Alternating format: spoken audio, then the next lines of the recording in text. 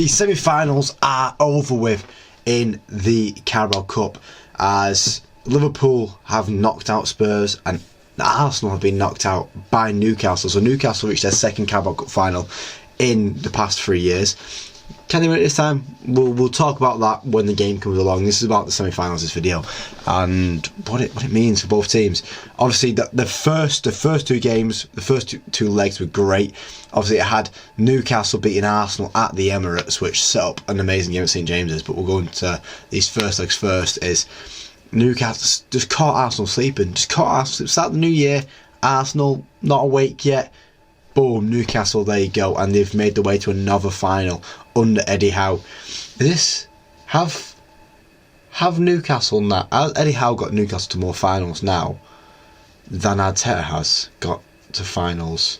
I'm trying to think. I can't think of another final apart from the FA Cup final in 2020 that Arteta's got to. And then obviously Arne Slot losing the first game against Spurs. Actually, Spurs winning 1-0 thanks to Bergvall. They probably could have made it a few more, to be fair. Liverpool looked weak that night, but they did not look weak whatsoever in that second leg. Spurs, obviously with their injury problems all over the place, taking advantage of. Danzo making his debut, Tell making his debut. None of them could do anything. 4-0 Liverpool, 4-0, running riot at Anfield. You know, people say it's a tough place to go. It's a really tough place to go when you don't have a team to put out. They're still lacking in defence. They've got Danzo on deadline day, but the first game at Anfield is always going to be a trial by fire. It's never going to work out. And then that second leg for Newcastle as well, taking a nice comfortable 2-0 lead at St James's, somewhere where Arsenal have struggled to play at for the past couple seasons. You'd think, oh, they might just sit back, but no, they went full throttle again. Isak scaring Saliba and Gabriel, had them heads drifting all over the place. They didn't know where they were going, but my word,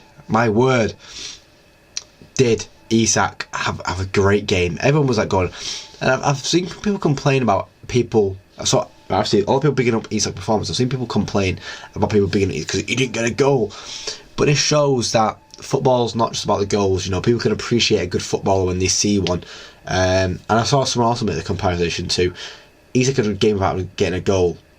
When was the last time Haaland got congratulated for how good of a game he's had without scoring a goal? I don't think he ever has had that. But yeah, Isak had a great game. Murphy getting the goal alongside Gordon. Mistakes at the back. It is just down to mistakes at the back. Mistakes at the back that Arsenal were pouncing onto City on at the weekend. And then this game comes along and they just kind of crumble a little bit. Hey man, it's not for me to judge too much, but that it was a mega game at St James's. 4-0 on aggregate, and then Liverpool winning 4-1. It kind of suggests that the final might have some goals involved. It might have some goals involved, which would be nice. You know, obviously last year it was a draw. No, was it? I can't remember last year. I just remember them years when it was like Liverpool, Chelsea in both finals of the English Cup competitions, and they both finished 0-0. And it's like, oh, that's such exciting football, guys. I'm so glad you got to the final. But yeah, great. You know, it was a great game. They both were great games. All 4 games were great games. You know, great fixtures, and it sets up a really great final. Newcastle and Liverpool, we've seen it in finals before.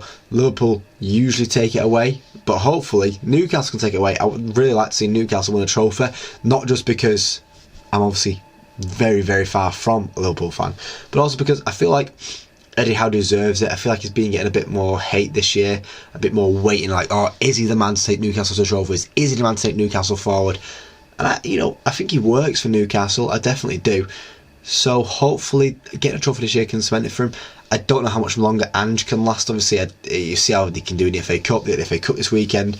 On Sunday, I think they play Villa. It's a tough game. It's a tough game with only 2 days in between it. Going to Villa, it's an uphill battle for Ange. And I just don't know how much longer it's going to last. It might be, you know, that United game next week might be what nails in the coffin. It may help him survive a bit longer. We'll wait and see. But it does mean some stuff for FPL, because it means now Liverpool have a double game week coming up, and so do Newcastle. So that might change the way my FPL's thinking. We'll have a look at it. We'll have a look at it for definite. But that is going to be the video, guys. Let me know what you thought of the semi-finals, and if you like the video, please leave a like, you'll see more, subscribe, because there's more on the channel every single day. Thank you for watching, guys, and hopefully I do catch you next time. Cheers.